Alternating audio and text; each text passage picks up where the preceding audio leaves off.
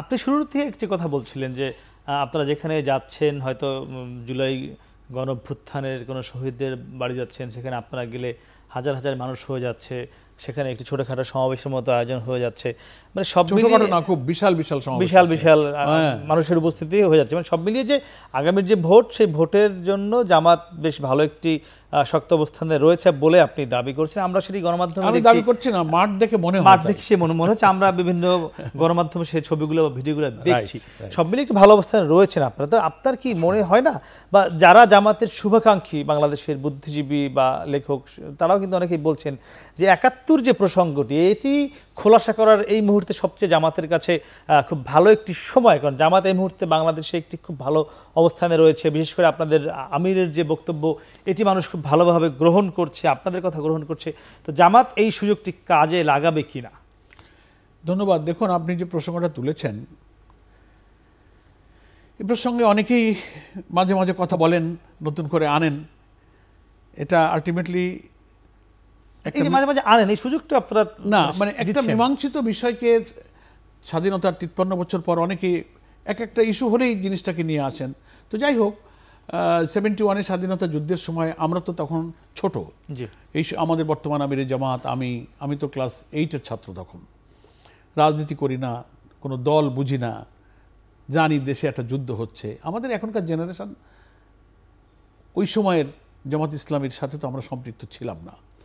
হ্যাঁ, প্রশ্ন একটা আসতে পারে যে তাহলে ওই সময় জামাত ইসলামের কী ভূমিকা ছিল, ওই সময় যারা নেতৃত্বে ছিলেন, দায়িত্বে ছিলেন, স্বাধীনতা পরবর্তীকালে কিন্তু নানান সময়ে তারা তাদের বক্তব্য, ব্যাখ্যা, বিশ্লেষণ, কী প্রেক্ষিতে ভারতীয় আগ্রাসনের কোন ভয়ে তারা, কী সংকটে তারা পড়েছিলেন, সে জাতির কাছে তারা ব্যাখ্যা কিন্তু দিয়েছেন। এবং আপনার মনে আছে, মোস্ট প্রবাবলি 93 অথবা 94 মোস্ট প্রবাবলি আমাদের সেই সময় জামাত ইসলামীর যিনি আমির ছিলেন, ডাকসুর জিএস ভাষা সৈনিক অধ্যাপক গোলাম আজম, তার নাগরিকত্ব যে বাতিল করা হয়েছিল, সেই নাগরিকত্ব পুনরুদ্ধারের যে আন্দোলন, তারপরে আদালতে চলে যাওয়া এবং সুপ্রিম কোর্টের সর্বোচ্চ আদালতে আপিল বিভাগে জন্মসূত্রে নাগরিক হিসেবে তিনি ঐতিহাসিক রায় পেয়ে যখন নাগরিকত্ব নিয়ে কারামুক্ত হয়ে বেরিয়ে আইলেন, বায়তুল মোকাররমের উত্তর গেটে তিনি একটা নাগরিক সম্বর্ধনায় একটা ঐতিহাসিক বক্তব্য দিয়েছিলেন। সেই বক্তব্যে তিনি কিন্তু ওই সময়কার জামাত ইসলামীতে তার এবং জামাত ইসলামের ভূমিকা সম্পর্কে চমৎকার একটা বক্তব্য দিয়েছিলেন। আমরা মনে করি ওই বক্তব্যের মধ্যে কিন্তু তার ব্যাখ্যাটা সুন্দর করে তিনি দিয়েছিলেন। তার বুকলেটও ওই সময় প্রচার করেছিল, তার বক্তব্য জাতির কাছে ওটা পৌঁছানো হয়েছিল। আমরা মনে করি যে সেই সময়কার জামাতের প্রধানের এই বক্তব্যে জাতির কাছে সে ব্যাখ্যা, বিশ্লেষণটা সমাপ্ত হয়েছে। এটা একটা মীমাংসিত বিষয়।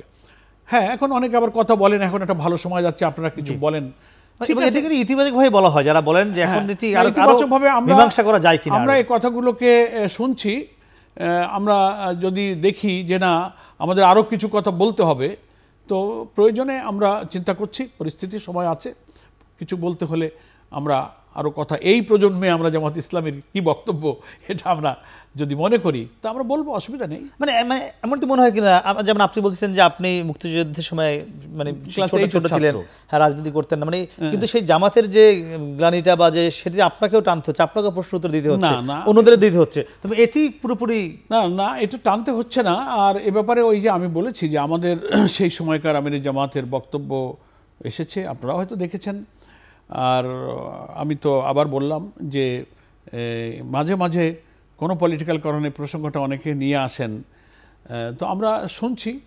যদি মনে করি যে না, আমাদের এই প্রজন্মে এখনকার কনটেক্সটে কথা বলার কোন সময় ভালো, কি বলা উচিত, নিশ্চয়ই আমরা আমাদের এই বীর মুক্তিযোদ্ধাদের রক্তের বিনিময়ে যে অর্জিত স্বাধীনতা, আমাদের প্রিয় জন্মভূমি বাংলাদেশ, এখানে আমরা জন্মেছি, এদেশের অখণ্ডতা, স্বাধীনতা, অগ্রগতি, উন্নয়ন, আমরা 53 বছরে দেশের স্বাধীনতাকে, মুক্তিযুদ্ধের এই যে বীরত্বপূর্ণ অর্জনকে আমাদের জামাত ইসলামের সংবিধানের স্বীকৃতি দিয়ে এই দেশ গড়ার জন্য আমরা অঙ্গীকারবদ্ধ আছি। তো প্রয়োজনে আবার কথা জাতির সামনে বলতে হলে আমরা বলবো ইনশাআল্লাহ।